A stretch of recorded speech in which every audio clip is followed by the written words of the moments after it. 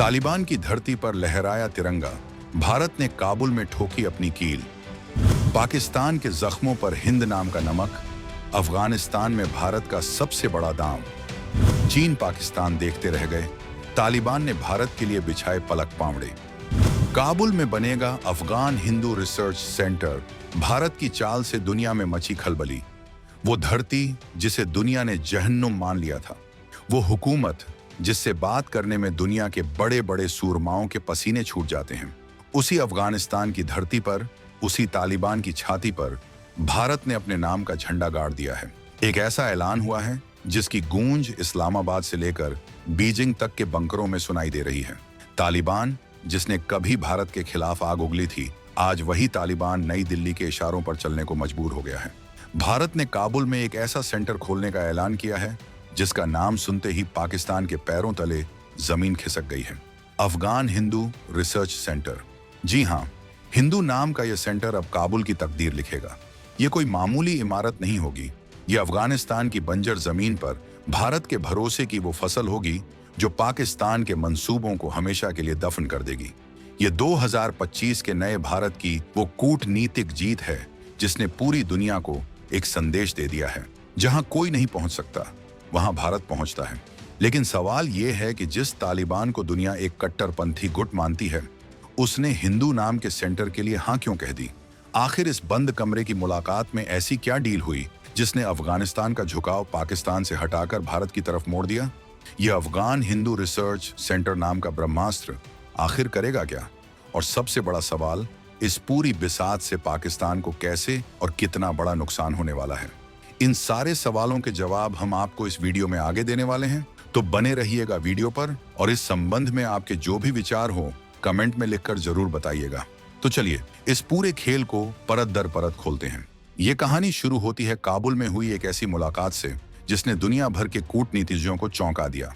एक तरफ थे अफगानिस्तान के कृषि, सिंचाई और पशुपालन मंत्री अताउल्लाह उमरी, और दूसरी तरफ थे भारत के सबसे तेज तर्रार अफसरों में से एक, भारत के चार्ज्ड अफेयर करण यादव। यह कोई चाय पर होने वाली आम चर्चा नहीं थी, ये एक नए इतिहास की पटकथा थी। इस मुलाकात के पीछे की जमीन को समझिए। तालिबान 2.0 की हुकूमत को दुनिया में किसी ने भी आधिकारिक मान्यता नहीं दी है। देश के अरबों डॉलर विदेशी बैंकों में फ्रीज पड़े हैं। अर्थव्यवस्था पूरी तरह चरमरा चुकी है। रही सही कसर पिछले एक दशक के भयंकर सूखे और जलवायु परिवर्तन ने पूरी कर दी है। अफगानिस्तान जो कभी अपने मेवों और फलों के लिए मशहूर था, आज वहां लाखों लोग 2 वक्त की रोटी के लिए मोहताज हैं। फसलें तबाह हो चुकी हैं, पशुपालन ठप पड़ गया है और लाखों किसान विस्थापित हो चुके हैं। तालिबान के हाथ में बंदूकें तो हैं, लेकिन अपने लोगों का पेट भरने के लिए अनाज नहीं है। वो दुनिया के हर दरवाजे पर गए, अपने आका पाकिस्तान के पास गए तो पाकिस्तान ने खुद अपनी कंगाली का रोना रो दिया। वो चीन के पास गए तो चीन ने उन्हें बड़े बड़े सपने तो दिखाए, लेकिन जमीन पर एक दाना भी नहीं पहुंचाया। चीन की नजरें अफगानिस्तान की जनता पर नहीं, बल्कि उनकी जमीन के नीचे दबे खरबों के खजाने पर थीं। ऐसे में तालिबान को समझ आ गया था कि बंदूक के दम पर हुकूमत तो कायम की जा सकती है, लेकिन चलाई नहीं जा सकती। देश चलाने के लिए गुड गवर्नेंस और अर्थनीति की जरूरत होती है, और तभी भारत ने अपना सबसे बड़ा दांव चला। करण यादव जब अताउल्लाह उमरी से मिले तो उन्होंने हवाई बातें नहीं की, उन्होंने कोरे वादे नहीं किए। उन्होंने तालिबान के मंत्री के सामने आईना रख दिया। तालिबान के मंत्री ने खुद माना, हमारी मिट्टी उपजाऊ है, बस दिशा और तकनीक चाहिए। बस भारत इसी एक वाक्य का इंतजार कर रहा था। करण यादव ने एक ऐसा प्रस्ताव रखा जिसे तालिबान किसी भी कीमत पर ठुकरा नहीं सकता था। भारत ने कहा, हम आपको पैसा नहीं, आत्मनिर्भरता का रास्ता देंगे। हम आपके यहाँ एक world class Afghan Hindu research centre खोलेंगे। यह सेंटर आपकी मिट्टी और पानी की जांच करेगा। यह आपको वो क्लाइमेट रेसिलिएंट बीज और तकनीक देगा जो कम पानी में भी बम्पर फसल उगा सकें। हम आपके किसानों को वो ट्रेनिंग देंगे, वो आधुनिक मशीनरी देंगे जो आपकी बंजर जमीन को फिर से सोना उगलने पर मजबूर कर देंगे। यह कोई खैरात नहीं थी, यह सशक्तिकरण का प्रस्ताव था। भारत ने तालिबान को मछली नहीं बल्कि मछली पकड़ना सिखाने का ऑफर दिया। यह भारत का वो मास्टर स्ट्रोक था जिसने एक ही चाल में तालिबान को साध लिया। तालिबान को भी पता है कि भारत ही एकमात्र ऐसा देश है जो सिर्फ बोलता नहीं बल्कि करके दिखाता है। सलमा डैम से लेकर पार्लियामेंट तक भारत के काम आज भी अफगानिस्तान में गवाही दे रहे हैं। यह सिर्फ एक रिसर्च सेंटर का खुलना नहीं है, यह अफगानिस्तान में भारत की आधिकारिक वापसी है, वो भी तालिबान के निमंत्रण पर। लेकिन इस पूरी कहानी का सबसे दिलचस्प, सबसे आक्रामक और सबसे धमाकेदार मोड़ है इस सेंटर का नाम, अफगान हिंदू रिसर्च सेंटर। जैसे ही इस नाम का ऐलान हुआ, सबसे ज्यादा छटपटाहट, जलन और बौखलाहट इस्लामाबाद की गलियों में महसूस की गई। पाकिस्तान के हुक्मरानों से लेकर उनके मीडिया तक हर कोई सदमे में है। सवाल उठने लगे कि तालिबान, जो खुद को इस्लामी दुनिया का झंडा बरदार दिखाने की कोशिश करता है, वो अपनी जमीन पर हिंदू नाम के सेंटर को कैसे इजाजत दे सकता है? क्या यह तालिबान का 180 डिग्री यू टर्न नहीं है? तो जवाब है हाँ, यह यू टर्न है। और इस यू टर्न के पीछे की वजह है भारत की वो सभ्यता वाली डिप्लोमेसी, जिसे समझने में पाकिस्तान को सदियां लग जाएंगी। जब भारत के अधिकारियों से इस नाम के बारे में पूछा गया, तो उन्होंने दुनिया को आईना दिखा दिया। उन्होंने कहा, यह नाम हमारे ऐतिहासिक और सांस्कृतिक रिश्तों का प्रतीक है। ये वही अफगानिस्तान है जहां कभी गंधार सभ्यता का डंका बजता था। ये वही हिंदू कुश पर्वत है जो भारत और अफगानिस्तान के सदियों पुराने भाईचारे के गवाह हैं। ये हिंदू शब्द किसी धर्म का नहीं, बल्कि एक सभ्यता का प्रतीक है, एक ऐसी साझेदारी का प्रतीक है जिसे बड़े बड़े तूफान भी मिटा नहीं पाए। भारत ने इस एक नाम से कई निशाने साधे हैं। पहला, यह पाकिस्तान के उस पूरे वजूद पर ही सवाल खड़ा करता है जो नफरत और बंटवारे की नींव पर बना था। पाकिस्तान ने हमेशा अफगानिस्तान को उसके भारतीय और सनातनी जड़ों से काटने की कोशिश की। बामियान में जो हुआ वो इसी नफरत का नतीजा था। लेकिन भारत ने हिंदू नाम का यह सेंटर खोलकर उस ऐतिहासिक रिश्ते को फिर से जिंदा कर दिया है। यह एक कूटनीतिक सर्जिकल स्ट्राइक है जिसने पाकिस्तान के पूरे नैरेटिव को ही ध्वस्त कर दिया है। दूसरा, भारत ने तालिबान को भी यह समझाया कि अगर उन्हें अपना देश चलाना है, अगर उन्हें अपनी भूखी जनता का पेट भरना है, तो उन्हें कट्टरपंथ छोड़कर विकास के रास्ते पर चलना होगा। और वो रास्ता सिर्फ और सिर्फ भारत से होकर जाता है। तालिबान को भी यह बात समझ आ गई है कि पाकिस्तान उन्हें सिर्फ अस्थिरता दे सकता है और चीन उन्हें सिर्फ कर्ज के जाल में फंसा सकता है। असली तरक्की का रास्ता तो ज्ञान और विज्ञान से ही निकलेगा, और वो ज्ञान भारत के पास है। ये वही तालिबान है जो 2001 के बाद दुनिया में अलग थलग पड़ गया था। लेकिन आज वही तालिबान भारत को पुराना साझेदार और विश्वसनीय देश बता रहा है। ये है नए भारत की कूटनीति। हम वहां भी कमल खिला सकते हैं जहां मिट्टी में सिर्फ बारूद बोया गया हो। अब आते हैं उस सवाल पर जिसका जवाब सुनने के लिए आप सब बेताब हैं। इस पूरे खेल में पाकिस्तान कहां है? तो जनाब, पाकिस्तान इस खेल में कहीं नहीं है।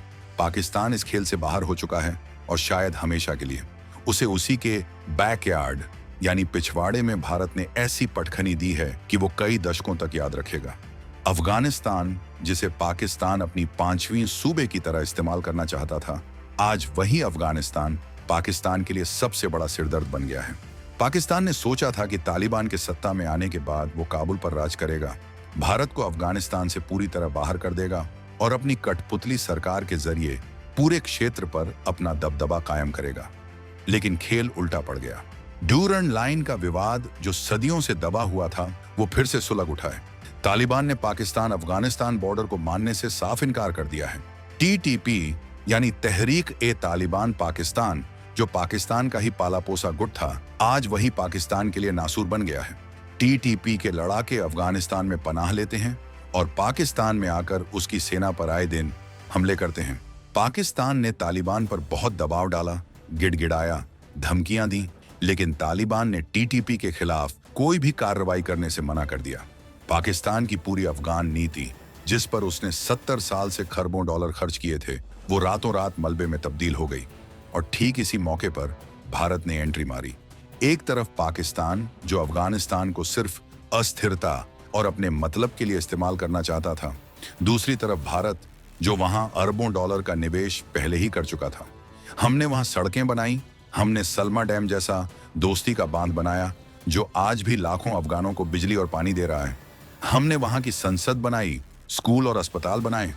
भारत ने अफगानिस्तान के लोगों के दिलों में जगह बनाई थी।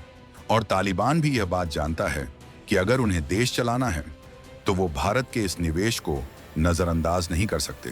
तालिबान को समझ आ गया है कि उनका असली दुश्मन पाकिस्तान है और उनका भरोसेमंद साथी सिर्फ भारत हो सकता है। यह कूटनीतिक जीत नहीं, ये एक मास्टर स्ट्रोक है जिसने पाकिस्तान को अफगानिस्तान के खेल से हमेशा के लिए बाहर कर दिया है। लेकिन दोस्तों, क्या यह कहानी सिर्फ खेतीबाड़ी, पाकिस्तान को सबक सिखाने या एक रिसर्च सेंटर खोलने तक सीमित है? जी नहीं। अफगानिस्तान सिर्फ बंजर जमीन का टुकड़ा नहीं है। यह खरबों, जी हां, खरबों डॉलर के खजाने पर बैठा है। अमेरिकी जियोलॉजिकल सर्वे की एक रिपोर्ट के मुताबिक अफगानिस्तान की धरती के नीचे 1 से 3 ट्रिलियन डॉलर का रेयर अर्थ मिनरल्स और लिथियम का भंडार दबा हुआ है। लिथियम यानी वो सफेद सोना जिसके बिना 2025 की दुनिया चल नहीं सकती। आपकी मोबाइल बैटरी, आपकी इलेक्ट्रिक कार, आपका लैपटॉप, भविष्य की हर टेक्नोलॉजी, सब कुछ इसी लिथियम से चलता है। और इस खजाने पर दुनिया के दो सबसे बड़े गिद्धों, चीन और अमेरिका, की नजरें घड़ी हुई हैं। चीन ने तालिबान के आते ही उनसे सबसे पहले इन्हीं खदानों की डील करने की कोशिश की। उसने बड़े बड़े वादे किए, लेकिन तालिबान को भी चीन की कर्ज वाली कूटनीति की हकीकत पता है। वो जानते हैं कि चीन मदद करने नहीं, बल्कि उन्हें लूटने आया है। चीन उन्हें दूसरा अफ्रीका या दूसरा श्रीलंका बनाना चाहता है। अब जरा भारत की चाल देखिए।